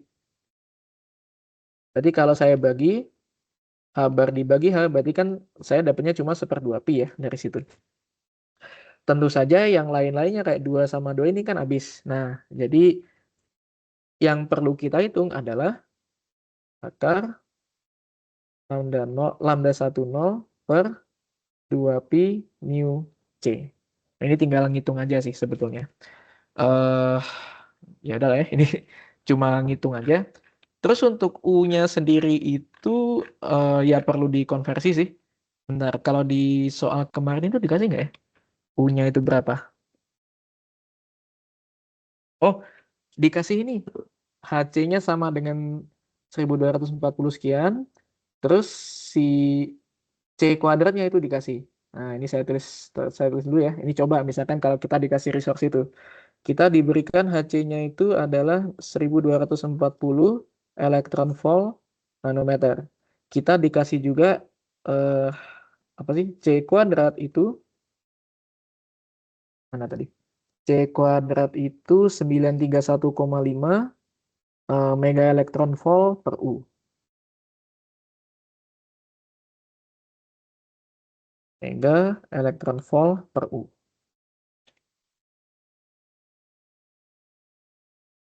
Nah, jadi kira-kira kita apakan nih dari sini? Kalau misalkan kita kalikan yang bawah, C dikalikan C, yang atas juga perlu dikalikan C ya. Tapi kayaknya saya ada yang lupa deh, bentar. Oh maaf, yang ini kan H bar kuadrat ya, ini harusnya ada H bar kuadrat juga dong. Oh sorry. Berarti yang ini nggak jadi lambda ini ya. Mending H-nya saya nggak coret. Mending nggak gitu. Nah, kita ubah aja H bar kuadratnya itu ke H kuadrat per 4pi. Ini H kuadrat lambda 10 per, kalau ini kuadrat berarti kan 2pi 4pi kuadrat ya. 4pi kuadrat mu HC. Nah, kita bisa apakan dari sini? Pertama coba hanya kita coret satu. Kita coret satu. Nah, lalu apa yang bisa kita lakukan kalau kita punya resource kayak gini? Kalau kita punya resource kayak gini, munculkan ungkapan itu. HC kita munculkan, C kuadrat kita munculkan. Gimana caranya? Ini kan kali aja atas sama C, bawah sama C. Dia kan bakal muncul HC sama C kuadrat. Berarti ini akar berapa? HC dikali lambda 10 per bawahnya 4pi mu C kuadrat. Nah, kan sama kan? Tapi kita prefer bentuk ini kita tahu nilainya, terus yang C kuadrat kita juga tahu nilainya. Artinya apa sih mu? Mu kan tadi dalam U. Mana mu-nya kan tadi 48/7 ya, 48/7 U. Jadi U-nya sama U ini hilang. Kita nggak perlu hitung lagi. Nah, kita coba munculkan semua ya. Mungkin kita masukkan sekarang. Saya agak pindah ke sini aja. Berarti R ekuivalennya itu sekarang akar. Saya bikin akarnya agak gede aja. HC berarti 1240 elektron volt nanometer. Oke. Nah, kira-kira karena ini akar dan yang bakal ada nano kan juga si panjang gelombang ya. Panjang gelombangnya kita ubah aja jadi nano ya. Tadi panjang gelombangnya itu berapa? 2,6 mili. Berarti kalau ke nano kan kali 10 pangkat 6 ya. Ya kan 10 pangkat min 3 ke 10 pangkat min 9, berarti kan 10 pangkat 6. Jadi mungkin saya tuliskan aja dulu di sini lambda 10 tadi kan 2,6 mili. Berarti 2,6 kali 10 pangkat 6 nano. Biar nanti nano sama nano gitu ya, nano kuadrat. Berarti ini 2,6 kali 10 pangkat 6 nanometer. Satuannya saya sertakan aja biar kelihatan. 4pi dikali mu-nya tadi 48/7U. C kuadrat tadi adalah 931,5 kali, nah ini mega saya jadikan 10 pangkat 6 ya, mega kan juta, 10 pangkat 6, terus elektron volt per U. Nah sekarang satuannya bisa dilihat, elektron volt sama elektron voltnya hilang, ya kan? U sama per U hilang, sisanya nano sama nano kuadrat kan nanti ketemu akar jadi nano biasa ya. Berarti kita udah siap, tinggal ngitung angkanya aja yang di dalam, satuannya udah nano kayak gitu. Mungkin saya sertakan dulu deh. Berarti dari sini ya akar langsung aja lah mungkin. Kalau kita hitung, sebelum hitung juga, kalau dihitung itu 2,6, 10 pangkat 6. Oh, 10 pangkat 6 sama 10 pangkat 6-nya bisa dicoret ya. Nah, jadi kita nggak perlu. Jadi cuma angka-angka yang biasa ini. Berarti 1240 kali 2,6 bagi 4pi. Terus bagi 48 bagi 931,5 kali 7. Terus di akar. Kita dapatnya kisaran 0,2 ya. Kisaran 0,2 0,20 sih. Nanometer atau mau diubah ke angstrom juga boleh, 2 angstrom. Dan ini perlu dicek juga kalau misalkan kita bicarakan R ekivalen adalah jarak antar atom, ya wajar lah ya jawaban segini. Kan emang jarak antar atom harusnya kecil. Kira-kira begitu. Oke, jadi kalau ngitung sih ya ngitung gampang. Tapi kalau memanfaatkan resource yang ada di soal tadi, munculkan aja bentuk-bentuk yang bersesuaian. Kira-kira itu. Ada pertanyaan dulu mungkin?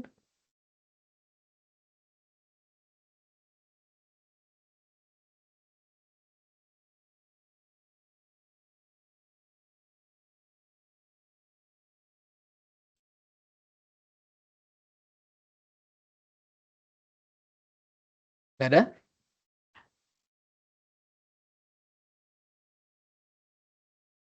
Oke, kalau gitu kita coba soal yang ini ya. Kita coba soal yang lain.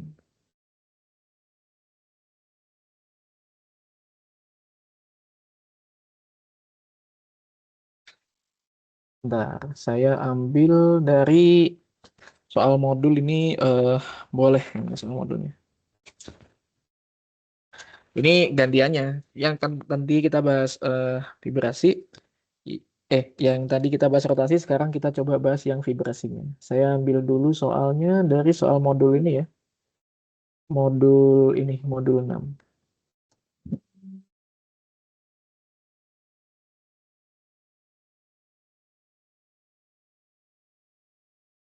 Oh, saya belum buka filenya. Bentar. Oh ya, buat ujian besok ada yang tahu nggak boleh pakai kalkulator apa nggak?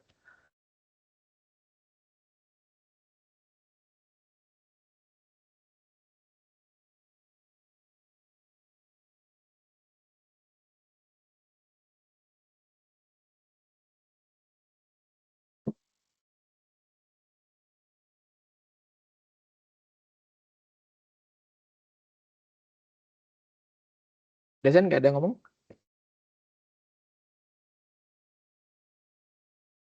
Ya, kalau nggak ada ngomong, bawa aja lah ya kalkulator. Karena kan bisa kalian lihat hitung-hitungannya kalau kuantum itu sama yang molekul-molekul gini itu agak rese. Nah, jadi bawa aja kalkulator, kalaupun nanti nggak boleh dipakai, ya udah nggak usah dipakai. Tapi kalau dipakai ya kalian nggak rugi, gitu kan ya. Bawa aja.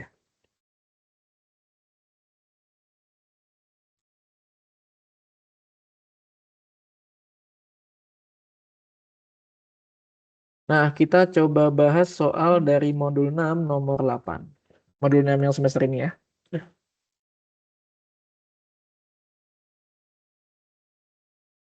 Sekarang bahas vibrasi.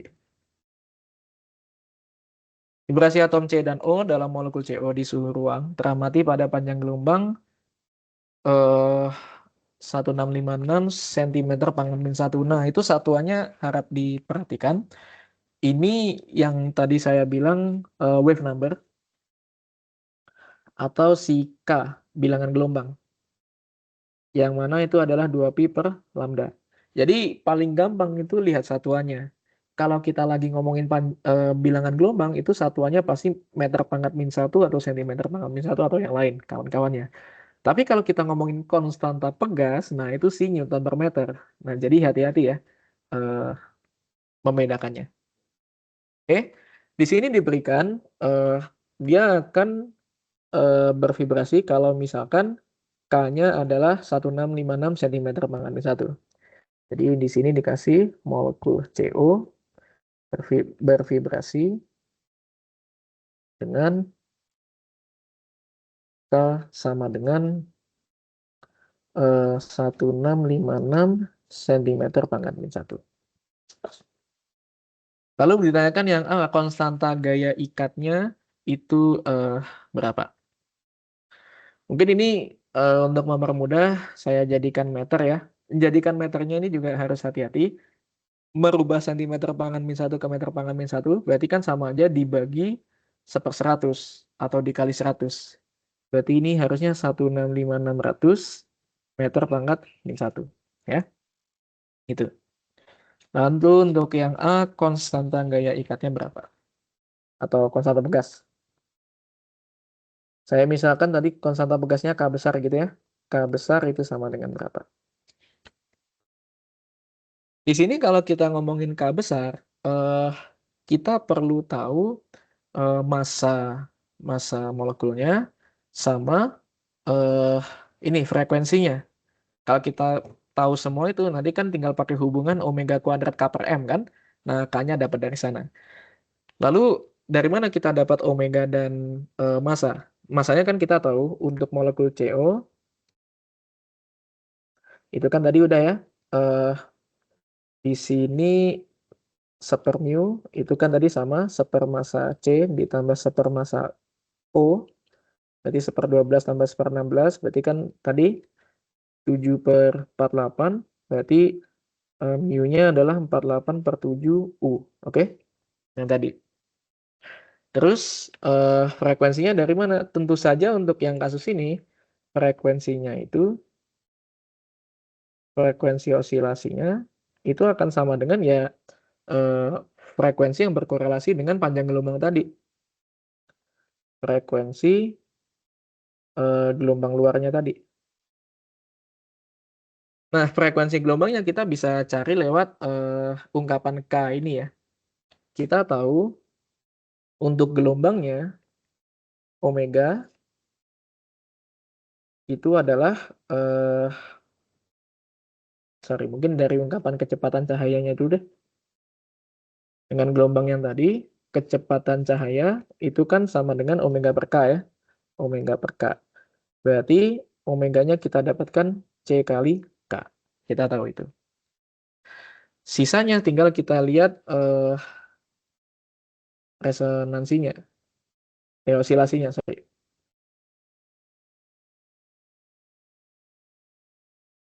Macet.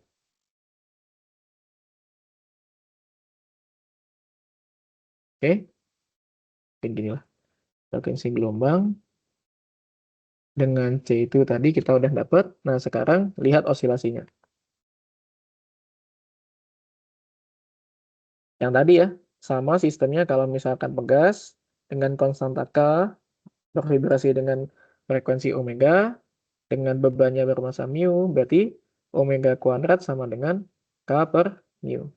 Oke?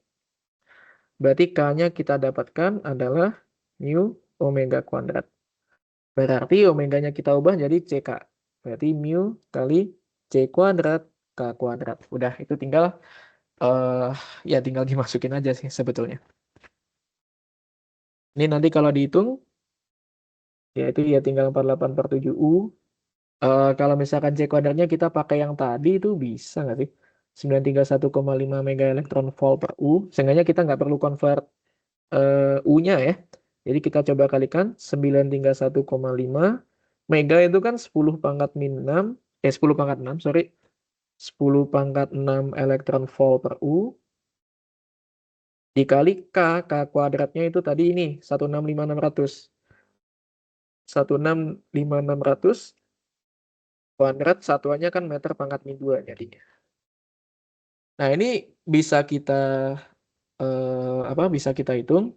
Kalau elektron volt kan kita tahu konversinya mudah ya. Elektron volt itu 1 elektron volt kan 1,6 10 pangkat min 19 joule. Tinggal masukin aja 1 elektron volt 1,6 10 pangkat min 19 joule. Seenggaknya kalau kita pakai joule ini kan udah SI, meternya udah SI, berarti kan keluarnya bakal newton per meter kayak gitu. Kita cukup mikir angkanya aja. Oke, nah berarti kita kalikan 48/7, 931,5, 10 pangkat 6 mega elektron volt. Elektron voltnya sendiri tadi 1,6 10 pangkat min 19, terus 165.600 kuadrat. Karena ini tadi joule per meter persegi, dia akan menjadi newton per meter.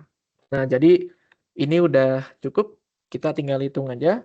Kalau dihitung itu dapat berapa ya? Langsung aja lah ya pakai kunci jawabannya yang di modul ya 1108. 1108 newton per meter. Ya, jadi emang cari ngitung-ngitung kayak gini itu nggak bisa sembarangan ya. Perhatikan dulu satuannya. Dan kalau misalkan nggak ada konversinya ya coba akalin dari informasi soal atau apa. Nah, coba ya diakalin aja bentuknya biar bisa ngitungnya sederhana. Itu sih kira-kira buat yang nomor A. Ada pertanyaan dulu nggak ya?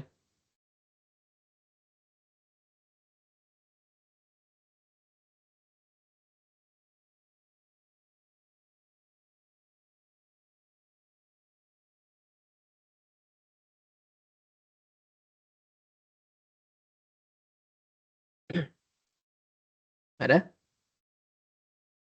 Oke. Terus kalau misalkan B ditanyakan energi vibrasinya ya tadi kan kita udah tahu kan dia kan dari keadaan diam habis itu dikenai gelombang ini satu gelombang elektromagnetik dari luar dia akan menjadi bervibrasi. Tentu saja energi vibrasinya bakal sama dengan energi gelombangnya dari sini. Berarti B energi vibrasinya itu bakal sama dengan energi si fotonnya karena dia dari keadaan diam dikasih vibrasi. Berarti energi foton ya cukup pakai apa ya? Kan tadi udah dikasih K ya. Kita pakai aja HC per lambda. Atau karena kita mau menggunakan K, H itu saya bisa tukar dengan H per 2pi dikali C dikali 2pi per lambda.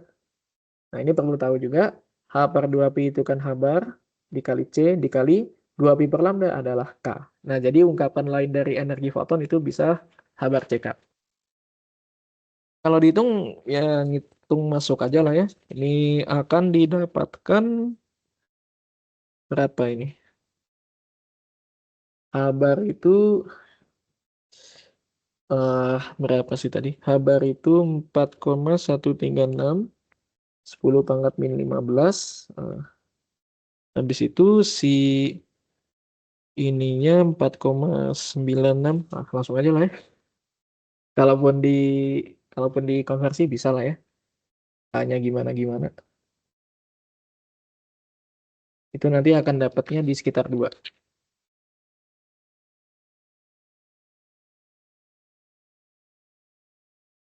0,2055 elektron volt. Oke, langsung aja. Kalau yang C gampang aja, itu kan kalau misalkan isotopnya diganti C-nya ganti C14, O-nya diganti O18. Yang ini, mana tadi? Ini kan cuma diganti aja atomnya kan. C12 ganti C14, O16 ganti O18. Ya berarti kan yang berubah cuma masanya dari sini. Masanya berubah, berarti masa efektifnya juga berubah. Nah, terus tinggal ikutin aja yang sebelum-sebelumnya. Kira-kira itu. Ada pertanyaan?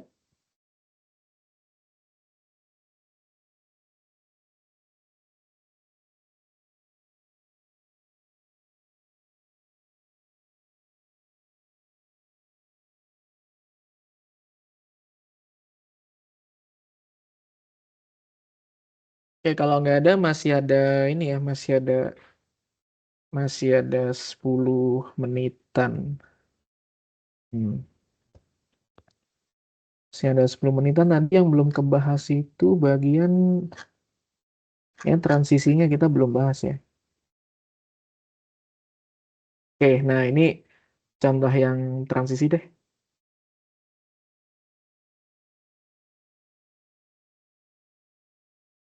Ini saya cukup bahas dari jawaban bosannya aja kali ya. Hanya kalau misalkan butuh penjelasan. Bentar. Ini dari soal UAS yang zaman saya lagi.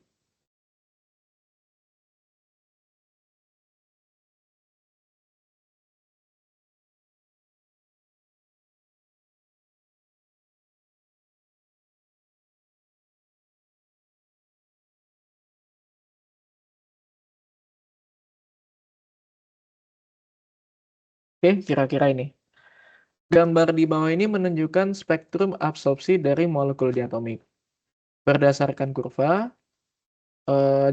sketsa transisi pada tingkat energi vibrasi rotasi dari molekul diatomik tersebut bagaimana, lalu jarak kesetimbangan R ekivalen untuk molekul diatomiknya berapa. Dikasih masa efektifnya molekul 900 MeV per C kuadrat. Nah, gimana cara kita membaca si spektrumnya ini? Ini yang perlu hati-hati, spektrumnya yang kita bahas udah seluruhnya ya, jadi udah include si vibrasi sama rotasinya. Lalu di sini dibicarakan spektrumnya spektrum absorpsi, dan pasti ini peningkatan energi. Dia itu berarti menaikkan dari delta N-nya harus sama dengan +1. Jadi dari N ke N +1. Lalu apa yang ditunjukkan di spektrum ini? Dia menunjukkan di spike-spike-nya ini adalah transisi-transisi yang terjadi. Di mana K yang berkorelasi ini adalah K atau apa ya tadi, bilangan gelombang si foton yang terlibat dalam transisinya. Lalu cara bacanya bagaimana seperti ini? Ini gampang aja cara bacanya. Pertama itu ada daerah kiri sama kanan, dia itu memisahkan antara transisi L. Di sini cara bacanya, untuk yang bagian sini dia untuk L-nya bertambah 1. Kalau yang bagian ke sana, ke kirinya, itu adalah L yang bertambah 1 juga. Jadi nyebar ya, kiri sama kanan. Nah, terus gimana sih cara lihatnya? Di sini berarti untuk labelnya, kita mulai dari tengah. L-nya itu mulai dari yang paling dasar, yaitu 0. Bagian sini menunjukkan L-nya sama dengan 0 ke 1. Di sini L-nya sama dengan 1 ke 2. Yang ini 2 ke 3. Yang ini 3 ke 4. Untuk yang bagian kiri, dia itu turun L-nya. Jadi kan paling tengah tadi kan 0. Berarti ini menunjukkan 1 ke 0. Dia itu berarti yang sini 2 ke 1. 3 ke 2. 4 ke 3. Beda ya. Jadi yang sebelah kiri itu L-nya turun. Sebelah kanan L-nya naik. Kayak gitu. Mungkin kalau kalian susah gini, boleh juga cara bacanya untuk yang bagian kiri, yang ini L-nya turun, L-nya dikurang 1, untuk bagian kanan L-nya ditambah 1. Dan patokannya yang paling tengah itu pasti start L-nya 0 atau ending-nya 0. Gampang ya? L 0 ke 1, 0 ke 1, 1 ke 2, 2 ke 3, 3 ke 4. Yang ini 1 ke 0, 2 ke 1, 3 ke 2, 4 ke 3. Lalu bagaimana cara kita menggambarkan diagram transisinya? Ya tinggal kita sesuaikan aja. Aturannya kan kalau aturan seleksinya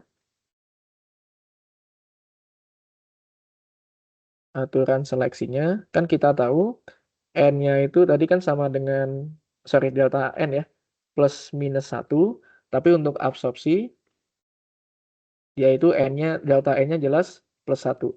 Artinya transisinya itu dari N ke N plus 1. Itu yang kita tahu dulu.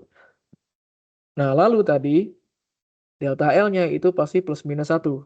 Yang mana ini kita udah tahu kan masing-masing L berapa aja yang terlibat. Sekarang kita bisa lukiskan dengan nyaman. Konsep melukiskannya itu kayak yang waktu sesi pertama tadi. Jadi untuk setiap N dia ada terlibat beberapa L kan, L-nya 0, 1, 2, 3, 4. Lalu untuk tingkat N plus 1 kita gambarkan yang sama. Diagram transisinya yang A, kalau kita perlu gambarkan, pertama siapkan dulu tempatnya. Kita kan tahu ada 2 tingkat N. Lalu tiap tingkat N ada L-nya itu 0 sampai 4. Berarti kan kita butuh berapa garis? 0, 1, 2, 3, 4. Untuk satu tingkat N butuh 5 garis.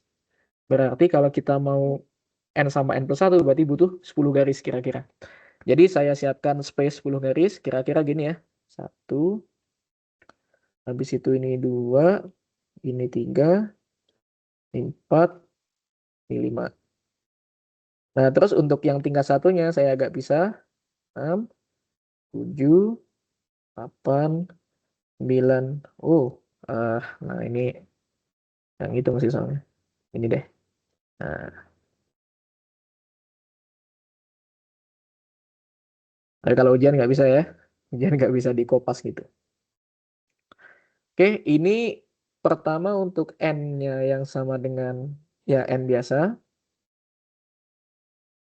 Tapi untuk L-nya di sini dia start dari 0, 1, 2, 3, 4. Ini juga sama 0, 1, 2, 3, 4. N-nya yang ini N, yang ini N plus 1. Gambarnya kayak tadi lagi. Kita punya transisinya itu kan karena absorpsi, N-nya naik, berarti kan ke atas panahnya. Habis itu L-nya kita coba pasangin biar naik sama turunnya 1. Misalkan nih, yang ini kita start dari L0, berarti kan dia boleh pindah ke L-nya yang 1. Berarti kita gambarkan ke sana. Oke, kalau kita baca, berarti kan dari N ke N plus 1, L-nya berpindah dari 0 ke 1. Nah, sekarang kita lihat yang 1. Kalau 1 kan dia boleh ke 0 karena kan turun 1, atau dia maju ke 2 karena kan naik 1. Berarti yang ini kita bisa gambarkan dari 1 ke 0 sama 1 ke 2. Kira-kira gitu. Oke? Tinggal sesuaikan aja delta L-nya pasang biar 1. Lakukan hal yang sama. Untuk 2 berarti kan 2 bisa pindah ke 1 karena turun 1, atau pindah ke 3 karena dia naik 1. Berarti kita gambarkan dari 2 dia ke 1 karena turun 1, sama dia bisa ke 3 karena naik 1. Oke? Untuk 3 sama kayak tadi. Dia bisa pindah ke 2 karena turun 1, atau pindah ke 4 karena naik 1. Berarti kita gambarkan 3 itu ke 2 turun 1, atau 3 itu ke 4 nambah 1. Terakhir 4 itu ya pilihannya cuma di 3. Soalnya kan di atasnya 4 nggak ada lagi nih. Nah, dari sini 4 ke 3. Jadi diagram transisinya ya udah ini aja.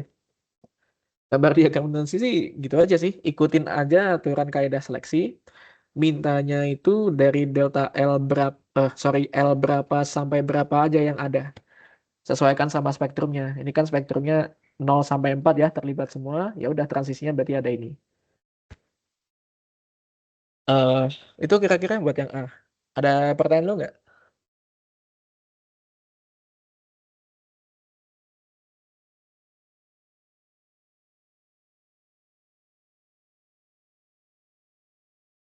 Mana ya?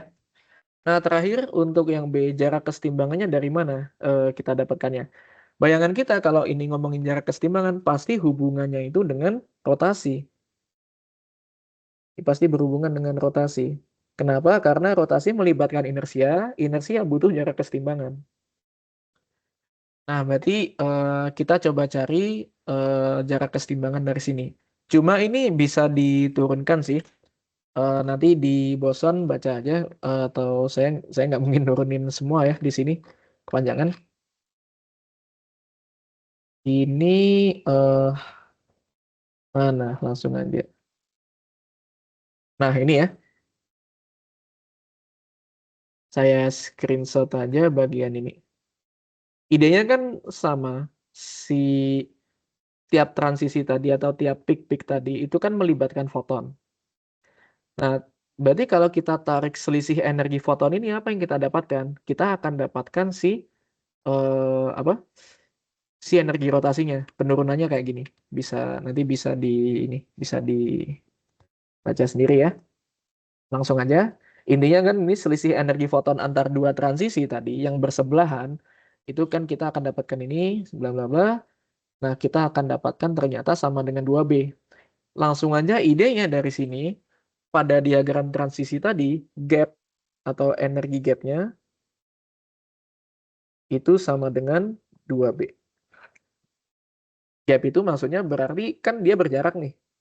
Nah, ini gap yang kita bicarakan. Selisih ini adalah 2B. Ini juga 2B. Ini juga 2B, dan seterusnya.